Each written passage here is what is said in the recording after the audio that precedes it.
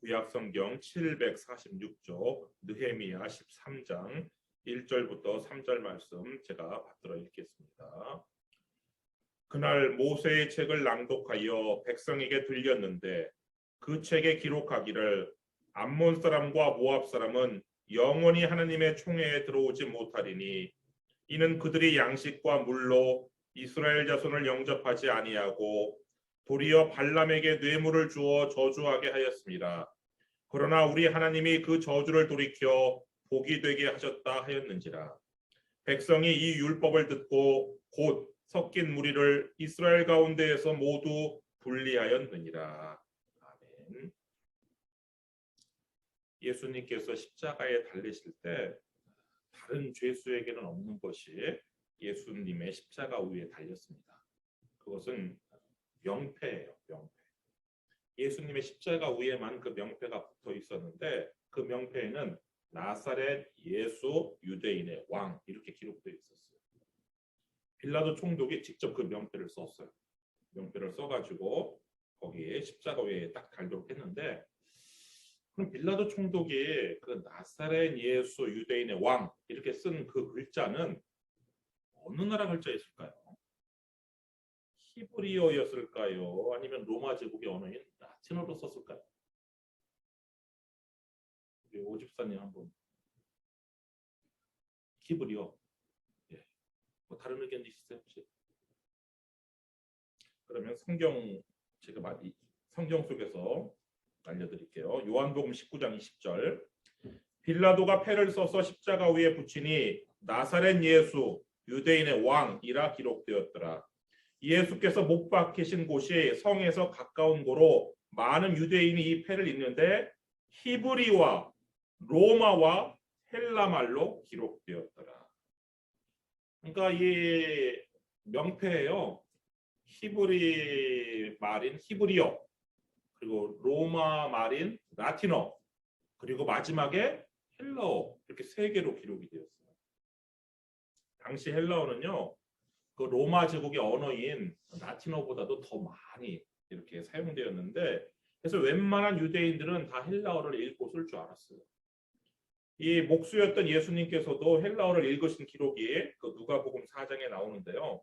누가복음 4장 16절부터 19절 말씀 보시면, 예수께서 그 자라나신 곳 나사렛에 이르사 안식일에 늘 하시던 대로 회당에 들어가사 성경을 읽으려고 서심해 선지자 이사야의 글을 들이거늘 책을 펴서 이렇게 기록된 데를 찾으시니 곧 주의 성령이 내게 임하셨으니 이는 가난한 자에게 복음을 전하게 하시려고 내게 기름을 부으시고 나를 보내사 포로된 자에게 자유를, 눈먼 자에게 다시 보게 함을 전파하며 눌린 자를 자유롭게 하고 주의 은혜의 해를 전파하게 하려 하심이라 하였더라.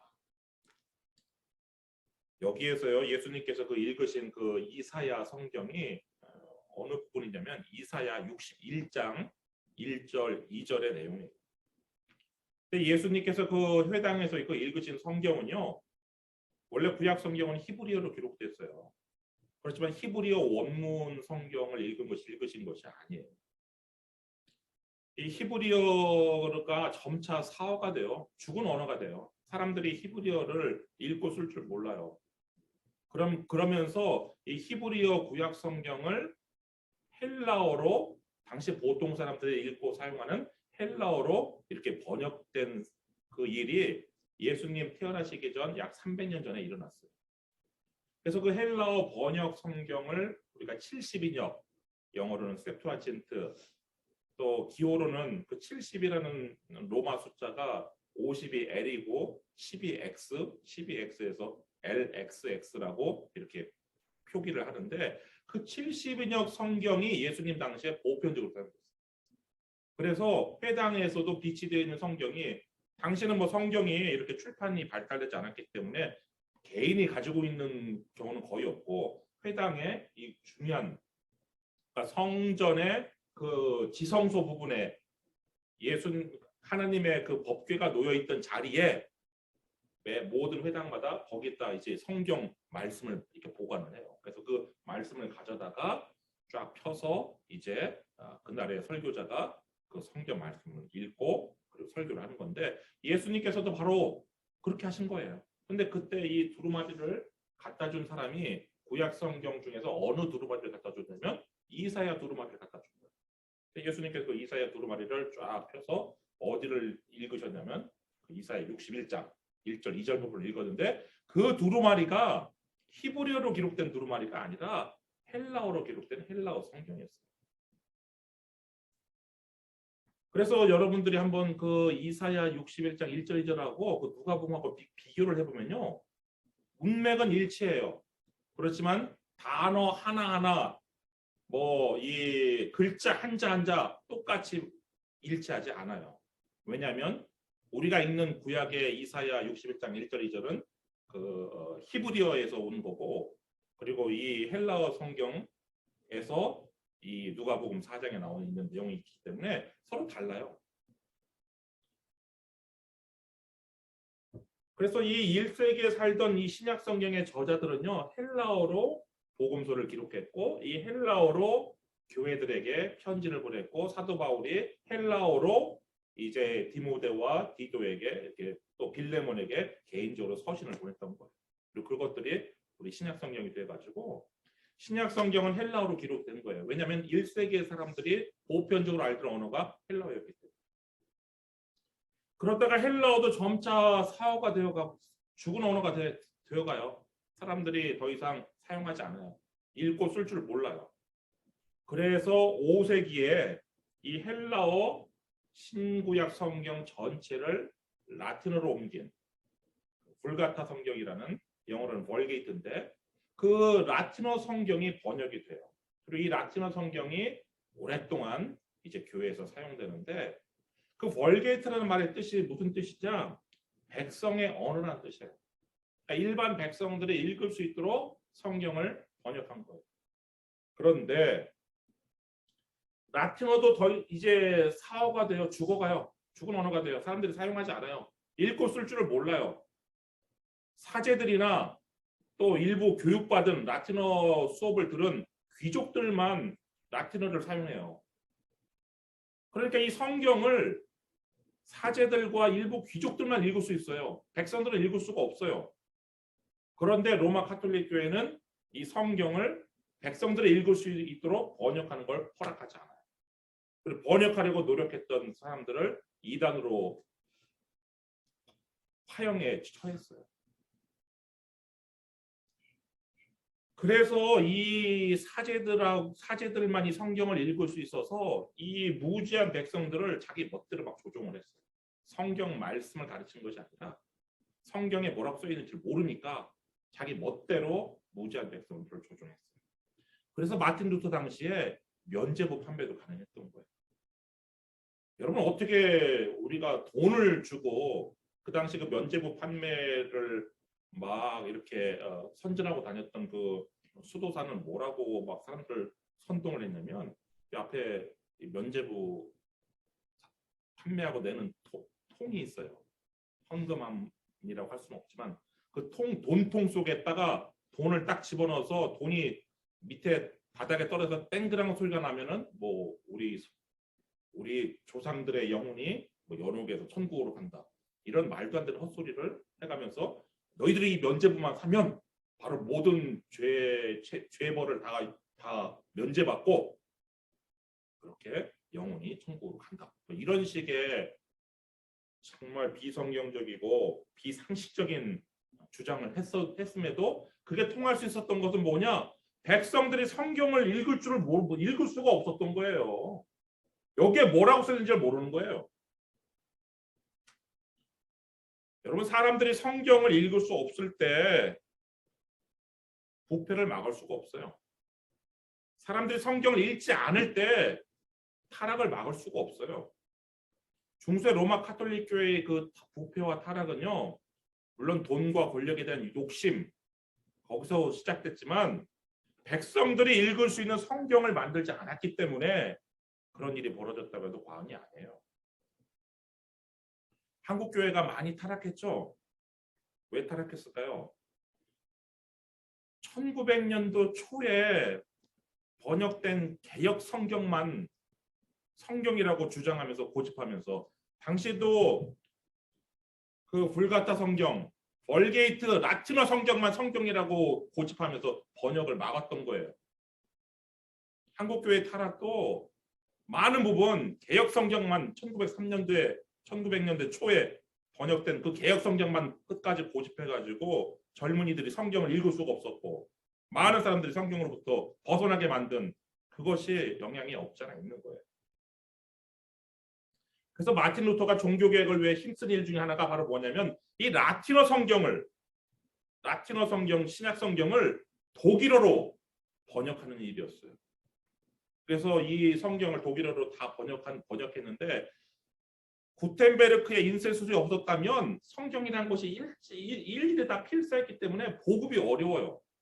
근데 마침 구텐베르크의 인쇄술이 발명되어서 이 루터가 번역한 그 독일어 성경이 그냥 출판이 되면서 이 독일 전체에 매우 빠르게 보급될 수 있었고 결국 사람들은 성경을 읽으면서 이 로마 카톨릭 교회가 그동안 정말 이 성경과 어긋나는 여러 가지 주장과 교리를 펼쳤구나 이렇게 알게 된 것이죠. 그래서 루터의 종교개혁은 성공할 수 있었던 거예요. 이 성경을 통해서. 오늘 본문으로 돌아오시면 오늘 본문은 느헤미야의 종교개혁을 다루고 있어요. 이 느헤미야라는 사람은 그 유다인 그 바벨론 포로로 잡혀간 유다인의 후손이었지만 정말 하나님의 은혜로 왕의 술 관원 자리 아주 고위직에 그러니까 왕의 총애를 받으면서 왕의 신임을 받으면서 왕과 직접 황제와 직접 대화를 나눌 수 있는 그런 아주 고위직에 오른 사람이에요. 그때 이 느헤미야는 자신이 스스로 자청해서 이 유다 총독으로 당시 제국의 수도는 그 유프라테스 강 오른쪽에 있는 수산이라는 도시가 제국의 수도였어요. 그 수산에 있는 황궁에서 근무하던 이 느헤미야는 자신의 자청에서 그 제국의 수도인 이 수산에서 이 예루살렘 이 유대 땅은요 매우 오지예요. 오지. 발전 안 된 아주 오지. 거기로 자신의 자청해서 총독으로 왔어요. 그래서 아닥사스다 왕 제20년부터 제32년까지 12년 동안 유다 총독으로 이 느헤미야가 재임을 했는데 이 느헤미야가 유다 총독으로 재임하던 시절 가장 큰 업적은 당연히 무너졌던 예루살렘 성을 다시 세운 일이에요. 다시 쌓은 일이에요. 그렇지만 그것에 못지않게 중요한 업적이 바로 뭐냐? 종교 개혁이에요. 여러분 종교가 개혁되지 않으면요.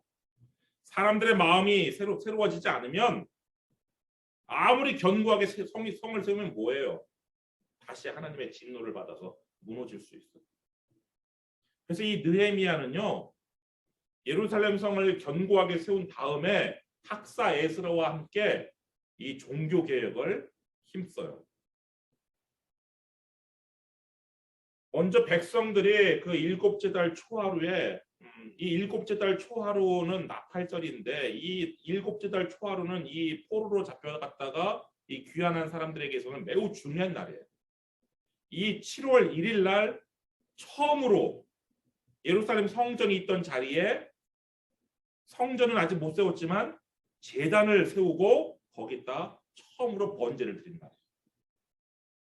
그래서 이 7월 1일은 다른 날짜는 다른 절기는 못 지켜도 7월 1일만큼은 이 사람들이 지켰어요. 그래서 역시 이번에도 7월 1일 날 그 나팔절을 절기를 지키기 위해 예루살렘에 모였어요. 성전에 모였어요. 성전에 모였는데 이번에는 사람들이 너무 많이 모였어요. 왜냐하면 6월 25일 날 여섯째 달인 엘루월 이체 25일에 그 예루살렘 성이 세워졌거든요. 그러니까 사람들이 그 세워진 예루살렘 성을 보기 위해서 정말 모든 사람들이 다 모인 것 같아요. 그래서 원래 성전 안에서 모임을 가졌는데 성전 안이 비좁은 거예요. 그래서 예루살렘 성에 여러 문이 있는데 그 중에 특별히 수문이라는 그 물이 왔다 갔다 하는 그 수문이라는 그 앞 광장에 이 백성들이 모였어요. 백성들이 모여가지고 이 학사 에스라한테 그 하나님의 율법책, 성경책을 가지고 오도록 청했어요. 그래서 이 에스라가 성경책을 그 백성들한테 읽어주고 해석을 해줬어요. 느헤미야 8장 8절 말씀 보시면 하나님의 율법책을 낭독하고 그 뜻을 해석하여 백성에게 그 낭독하는 것을 다 깨닫게 하니, 그러니까 백성들이요 이 하나님의 말씀을 깨닫고서는 감동과 회개의 눈물을 흘렸어요. 그 느헤미야 8장 9절 한번 가보세요. 몇 장 넘기셔서 느헤미야 8장 9절. 8장 9절 말씀 보시면 백성이 율법의 말씀을 듣고 다 우는지라 총독 느헤미야와 제사장 겸 학사 에스라와 백성을 가르치는 레위 사람들이 모든 백성에게 이르기를 오늘은 너희 하나님 여호와의 성일이니 슬퍼하지 말며 울지 말라 하고, 이 백성들이 이렇게 우는 백성들을 이 총독 느헤미야와 이 에스라라는 사람은 그 모세의 직계 후손이어서 제사장 자격을 갖추고 있는 사람인데, 제사장 겸 학사 에스라와 이 레위 사람들이 이 백성들을 다독거렸어요. 오늘은 나팔절 하나님의 성일이니까 슬퍼하지 말고 울지 말아라. 나아가 느헤미야는 이런 명령을 그들에게 내려요. 10절 말씀 보시면 느헤미야가 또 그들에게 이르기를 너희는 가서 살찐 것을 먹고 단 것을 마시되 준비하지 못한 자에게는 나누어 주라. 이날은 우리 주의 성일이니 근심하지 말라. 여호와로 인하여 기뻐하는 것이 너희의 힘이니라. 그래서 오늘 기쁜 날 성일이니까 기쁘게 먹고, 만약에 그거 먹을 것 없는 사람들에게는 나눠줘라. 이렇게 해가지고 하나님으로 인해서 기뻐하는 것이 너희의 힘이라는 이 말씀을 이 느헤미야가 백성들한테 해주죠. 백성들은 그날 돌아갔고 그 성경에 읽은 대로 보니까 우리가 그동안 7월 1일만 지켰는데 7월 보름 7월 15일부터는 한 주간 하나님께서 초막절을 지키라는 그 명령이 성경에 있는 것을 발견하고 그 말씀대로 순종을 했어요. 7월 15일부터 한 주간 초막을 지었어요. 나뭇가지를 가져다가 초막을 지어가지고 자신들의 안락한 집을 버리고 한 주간 그 초막에서 생활하면서 이 초막절 동안 하는 일이 바로 뭐였냐? 성경을 통독하는 일이었어요. 그래서 에스라가 성경을 가지고 와서 처음부터 끝까지 쫙 읽어주고 그걸 들었어요. 그걸 듣고 이 회개 운동이 일어났어요. 느헤미야 8장 18절 한번 보시면 에스라는 첫날부터 끝날까지, 이것은 이제 아까는 7월 1일 날 나팔절이었고 이거는 7월 15일부터 한 주간 있었던 초막절을 말하는 거예요. 초막절 첫날부터 끝날까지 날마다 하나님의 율법책을 낭독하고 우리가 이래 동안 절기를 지키고 여덟째 날에 규례를 따라 성회를 열었느니라. 그리고 나서 7월 23일 날 이제 집으로 각자 집으로 돌아가면 되는 거예요. 이제 모든 절기를 마쳤으니까. 그런데 백성들이 돌아가질 않고 회개 운동이 일어나요. 백성들 사이에서. 9장 1절 말씀 보시면 그달 29날에 그러니까 24일에 23일까지 7일 동안 초막절을 지켰는데 그 다음날 24일에 이스라엘 자손이 다 모여, 이거는 누가 시킨 것도 아니고 이거는 뭐 성경에 이렇게 하라고 하나님께서 명령하신 것도 아닌데 성경 말씀을 읽고 성경 말씀을 듣고 성경 말씀을 깨닫다 보니까 자신들이 얼마나 하나님의 말씀으로부터 벗어나 있는 것을 알게 된 거예요. 스스로 모여가지고 금식하며 굵은 베옷을 입고 티끌을 무릅쓰며 자신들이 얼마나 하나님을 그동안 배반했는지를 알게 되니까 하나님 앞에서 저절로 그냥 회개가 나오고 그 회개의 표시로 금식을 하면서 굵은 베옷, 아주 불편한 굵은 베옷을 입고 그냥 바닥에서 그냥 티끌을 무릅쓰면서 그냥 그렇게 슬퍼하는 거예요. 그리고 2절 모든 이방 사람들과 절교하고, 이 말씀을 보니까 말씀 가운데 이방 사람들과 섞이지 말라는 말씀이 있는데 이 말씀을 자신들이 그동안 지키지 않았던 걸 알고 딱 끊어요. 이방 사람들이. 그리고 서서 자기의 죄와 조상들의 허물을 자복하고 자신들의 죄를 자복하는데 우리가 이 자백하고 자복이 약간 구별이 되는데요. 자백은 우리가 수사기관, 그러니까 법학에서는 두 개의 용어를 어떻게 구별하냐면 자백은 수사기관에 자신의 죄를 시인하는 게 자백이고 자복은 피해자한테 가서 자기가 잘못됐다라고 이야기하는 게 자복인데 지금 이들은 하나님 앞에 자복을 했어요. 그러니까 하나님과 언약을 맺었는데 하나님과 계약을 맺었는데 내가 계약 위반으로 하나님한테 피해를 끼쳤다는 거예요. 그래서 하나님 앞에 자복을 지금 이렇게 하고 그런데 자신의 죄만 자복한 것이 아니라 중요한 것은 조상들의 허물을 자복했다는 거예요. 이게 중요한데 느헤미야도 느헤미야 1장 보면은 자신의 죄를 자복할 뿐만 아니라 자신의 조상들의 죄를 자복했어요.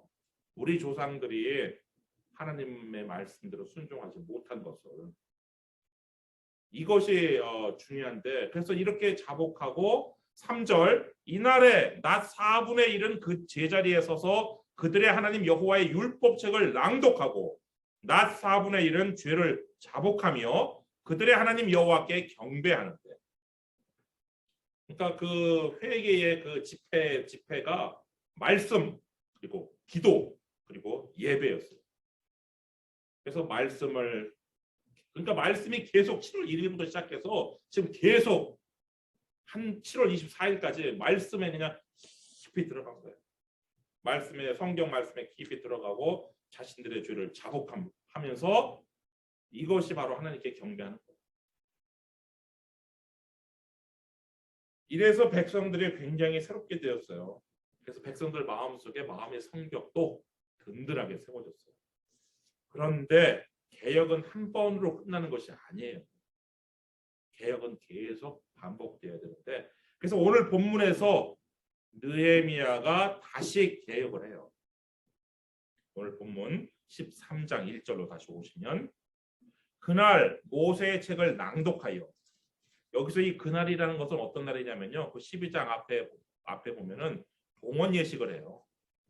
예루살렘 성을 새롭게 지었잖아요. 이 새롭게 지어진 예루살렘 성을 하나님께 봉헌하는 봉헌 예식을 행하는데 바로 그날을 말하는 거예요. 하나님께 봉헌 예배를 드린 그날 모세의 책을 낭독하여 백성에게 들렸는데 그 책에 기록하기를 암몬 사람과 모압 사람은 영원히 하나님의 총회에 들어오지 못하리니. 하나님께 이 성벽 봉헌식을 드린 다음에 성경 말씀을 읽었는데 그 읽은 말씀이 어디냐? 신명기 23장 3절에서 6절 말씀이었어요. 그 신명기 23장 3절에서 6절 말씀을 요약한 것이 그 1절 하반절하고 2절에 나와 있는데 암몬 사람과 모압 사람은 영원히 하나님의 총회에 들어오지 못하리니 이는 그들이 양식과 물로 이스라엘 자손을 영접하지 아니하고 도리어 발람에게 뇌물을 주어 저주하게 하였습니다. 그러나 우리 하나님이 그 저주를 돌이켜 복이 되게 하셨다 하였는지라. 이 내용이 신명기에 있는데 그 부분을 읽은 거예요. 이 백성들이. 이 느헤미야가 그 부분을 읽게 한 거예요. 그런데 놀라운 것은 그 말씀을 들은 백성들의 반응이에요. 3절 말씀 보시면 백성이 이 율법을 듣고 곧 즉시 섞인 무리를 이스라엘 가운데에서 모두 분리하였습니다. 전에는요 이방 사람들과 단교를 했어요. 그렇지만 이 이스라엘 회중 가운데 들어온 암몬 사람과 모압 사람을 이렇게 하지는 않았어요. 그런데 이번에는 느헤미야가 두 번째 이 종교 개혁을 일으키는 이 날에는 그 신명기 말씀대로 암몬 사람과 모압 사람을 따로 구별해서 더 이상 이 이스라엘 백성들의 그 모임에 함께하지 못하겠단 말이에요. 여러분 이게 얼마나 굉장히 쉽지 않은 이 백성들의 반응이었냐면요. 어떤 사람들은 이렇게 말할 수도 있어요. 아이 이거 그 신명기 그거 모세가 수천 년 전에 쓴 그 성경인데 지금 우리 현실에 맞지 않지 않습니까? 왜 맞지 않죠? 이 느헤미야서에 보면은 이 암몬 사람 도비아라는 인물이 나와요. 이 암몬 사람 도비아라는 인물은 누구냐면 느헤미야는 유다 총독이었고 그 유다와 경쟁 관계에 있던 사마리아 총독의 이름이 산발랏인데 이 사람은 호론 사람이에요. 이 사람도 역시 유다인이 아닌데 이 산발랏의 부관이 누구였냐? 도비아예요. 도비아. 근데 이 암몬 사람이 도비아는 얼마나 이 정치적인 술수에 능했는지 그 산발랏에 부하면서 동시에 유다인들하고 많은 동맹 관계를 맺었어요.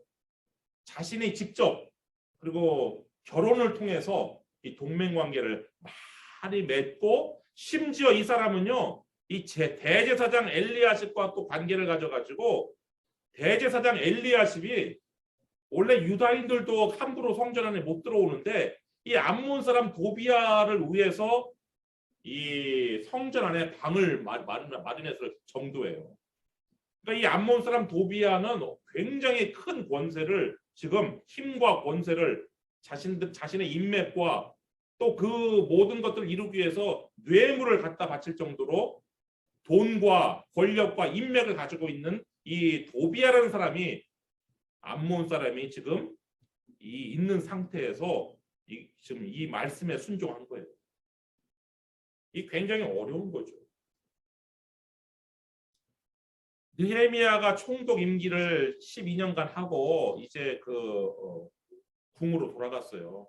수상으로 돌아갔어요. 그래서 느헤미야가 여기 예루살렘을 잠시 자리를 비운 사이에 어떤 일들이 벌어졌느냐? 이 대제사장이라는 사람이 이 암몬 사람 도비야에게 방을 내줬는데 그 방이 어떤 방이었느냐? 그 5절 말씀 보세요.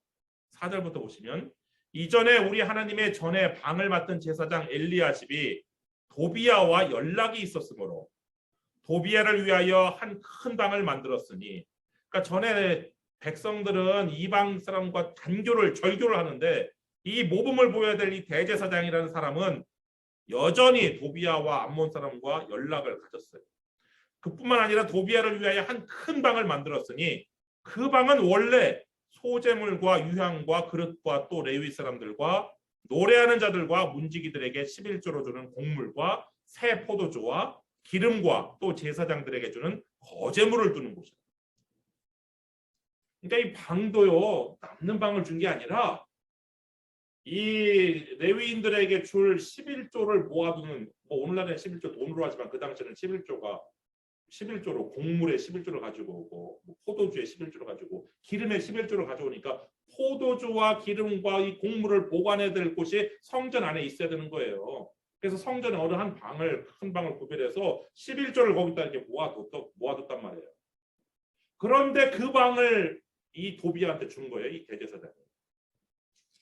그리고서 백성들한테는 11조 가져오지 말라고 그랬어요. 왜? 그 방이 없으니까. 11조를 가져오지 않으니까 이 레위인들한테 11조를 안 준 거예요. 그러니까 이 레위인들은 그 성전에서 이 11조를 받으면서 살았는데 이제 성전을 떠나서 자기 밭으로 도망갔어요. 거기에 10절 말씀 보시면 내가 또 알아본즉 레위 사람들이 받을 몫을 주지 아니하였으므로 그 직무를 행하는 레위 사람들과 노래하는 자들이 각각 자기 밭으로 도망하였기로. 지금 이런 상황이에요. 그러니까 아주 그냥 성전 안에 도비야를 위해서 방 만들어 주느라고 아주 성전이 속된 말로 개판된 거예요. 근데 이 느헤미야가 다시 돌아와서 이 하나님의 말씀대로 느헤미야가 순종을 해요. 거기에 8절 말씀 보시면 내가 심히 근심하여 도비야의 세간을 그 방 밖으로 다 내어 던지고 느헤미야가 총독이에요. 근데 총독의 신분으로 얼마나 이 대제사장 엘리야십이 한 일이 얼마나 악한 일이었는지 직접 그 도비야의 세간을 다 방 밖으로 다 내어 던졌어요. 이것이 나중에 예수님께서 성전 정화하시는 예수님의 종교개혁의 그 모델이 되었다라고도 할 수 있는 것인데, 그런 다음에 9절 명령하여 그 방을 정결하게 하고 하나님의 전의 그릇과 소재물과 유향을 다시 그리로 들여놓았다. 이 대제사장이 도비야한테 방 준다고 다 치워버린 거 다시 느헤미야가 제자리에 다 갖다 놨어요. 그리고 11절과 같이 내가 모든 민장들을 꾸짖어 이르기를 하나님의 전이 어찌하여 버림받았느냐 하고 곧 레위 사람을 불러 모아 다시 제자리에 세웠더니, 그러니까 레위 사람을 다시 다 불러 모았어요. 그러니까 이 백성들이 12절 보시면 이에 온 유다가 곡식과 새 포도주와 기름의 11조를 가져다가 곡간에 드리므로, 그러니까 백성들이 이 레위인들을 공개하기 위해서 자신들의 11조를 다 가져왔어요. 그래갖고 또 다시 그 방에 다시 다 그래서 그 방이 원래 제 목적대로 다시 거룩하게 됐어요. 그리고 이 대제사장 이 엘리야십이 그동안 이 11조의 분배를 엉터리로 했기 때문에 이 느헤미야가 13절과 같이 내가 제사장 셀레미야와 서기관 사독과 레위 사람 부다야를 창고지기로 삼고 마따냐의 손자 삭굴의 아들 하난을 버금으로 삼았나니 이는 그들이 충직한 자로 인정됩니다. 그 직분은 형제들에게 분배하는 일이었습니다. 그래서 이렇게 느헤미야가 이 분배까지 할 수 있는 충직한 사람을 이제 세워요. 이랬으니까 이 느헤미야가 얼마나 이 도비야는 물론이고 대제사장 엘리야십 또 도비야와 결혼 관계를 맺은 그 유다의 족장들 또 수많은 또 도비야를 지지하는 사람들의 얼마나 많은 그 원성을 샀겠어요. 얼마나 많은 반대자가 생겼겠어요. 그렇지만 이 느헤미야는 하나님 앞에서 자신의 하나님의 말씀대로 순종한 것이었기 때문에 14절과 같이 이렇게 기도를 하죠. 내 하나님이여 이 일로 말미암아 나를 기억하옵소서. 내 하나님의 전과 그 모든 직무를 위하여 내가 행한 선한 일을 도말하지 마옵소서. 여러분 오늘 우리 종교개혁주일인데 종교개혁주일의 가장 첫 번째 슬로건이 바로 뭐냐면 오직 성경에, 라틴어로는 솔라 스크립투라라고 하는데 오직 성경. 이 모든 종교개혁은 다 성경에서 출발을 하는 거예요. 여러분 손에 이렇게 지금 성경이 들려있는 거 이거 대단히 감사해요. 과거 우리 교회사의 선배들은 성경책을 가지고 있지 못했어요. 여러분들이 가지고 있는 성경 감사하시면서 이 성경을 사랑하세요. 성경책을 여러분들이 가지고 있는 어떤 책보다도 더 소중하게 생각하시면서 날마다 이 성경을 읽으세요. 주보에 보면은 날마다 성경을 읽는 이 본문이 있잖아요. 이렇게 하시면 1년에 한 번은 성경 전체를 통독할 수 있어요. 그리고 무엇보다 중요한 거, 내가 읽은 이 성경 말씀 이대로 사는 거예요. 이것이 현실과 동떨어졌다 생각하면 종교개혁은 절대로 내 마음속의 개혁은 절대로 일어날 수가 없어요. 내가 새로워질 수 없어요. 이 말씀대로 순종하는 거예요. 그래서 여러분의 마음이 또 여러분의 가정이 그리고 우리 교회가 새로워지기를 주님의 이름으로 축원합니다. 기도하겠습니다.